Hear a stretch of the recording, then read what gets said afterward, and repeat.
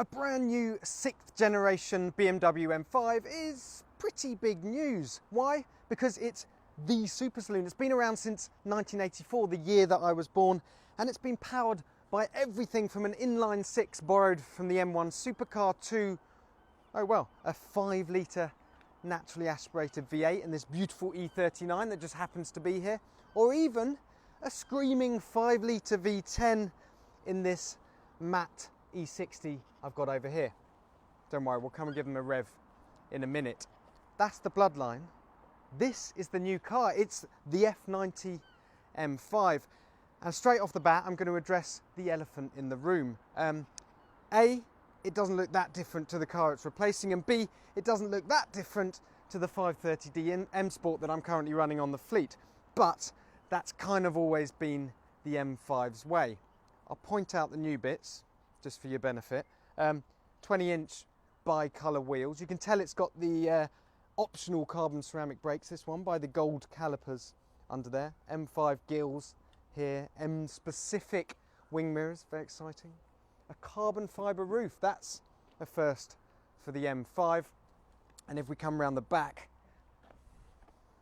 quad exhausts and a diffuser. Pretty low key, but that was always the way. What we're more interested in here is what's under the bonnet. Yes, this is a 4.4 litre twin turbo V8, a development of the engine that was in the outgoing car, but this time it's got 592 brake horsepower as standard. It's also got an 8-speed automatic gearbox instead of a twin clutch unit. Now I'm going to tell you some pretty big news. You might want to take a seat and grab a tissue, because the BMW M5 is now 4-wheel drive. So, has BMW lost its mind? Has it sold its soul? No, actually, this thing will do 0 to 60 in 3.4 seconds, almost a second quicker than the old car. And if you're feeling really brave, well, you can just disengage the front drive shafts and you've got a 2-wheel drive monster, exactly like the Mercedes E63 AMG. Probably best to save that mode for a racetrack, not a slightly damp multi-storey car park. Right, let's try and make some sense of this interior, because so far so 530D, but there are a few buttons here that are just giving the game away. So we've got a bright red start-stop engine button. We've got 2 red buttons here, M1 and M2. That's for storing your favourite driveline configurations, if you like.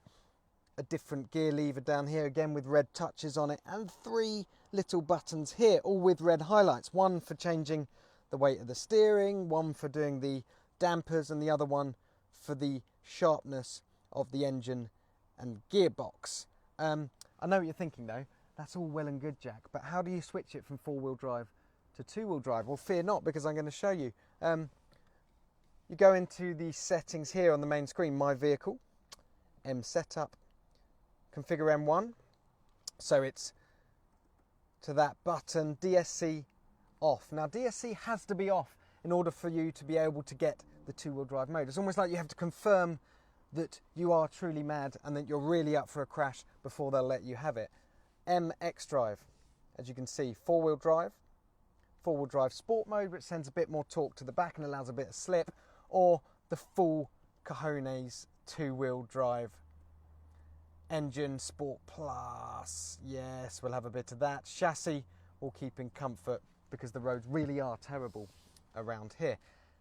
I'll tell you what, seeing as we got 2 generations of M5 over here, and I am sitting in the new car with the keys in the ignition, let's use the power of video to find out which of these 3 actually sounds the best.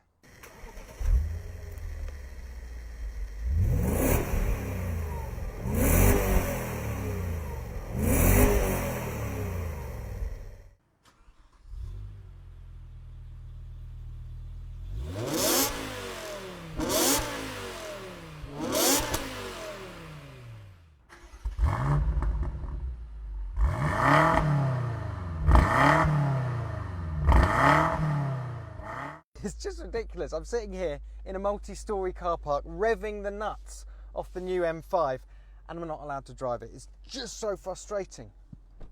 Poor me, that's what I say. So there you have it. That is your instant expert on the brand new F90 M5. There's only one thing left to tell you, and that's the price, which starts from a smidgen under 90 grand. Now, don't get me wrong, that's a lot of money, but for that, you're getting a near 600 horsepower super saloon that can be safe, costing 4-wheel drive 1 minute and an absolute 2-wheel drive hooligan the next. Someone get me an E63 AMG, because I can feel the twin test of the decade coming on.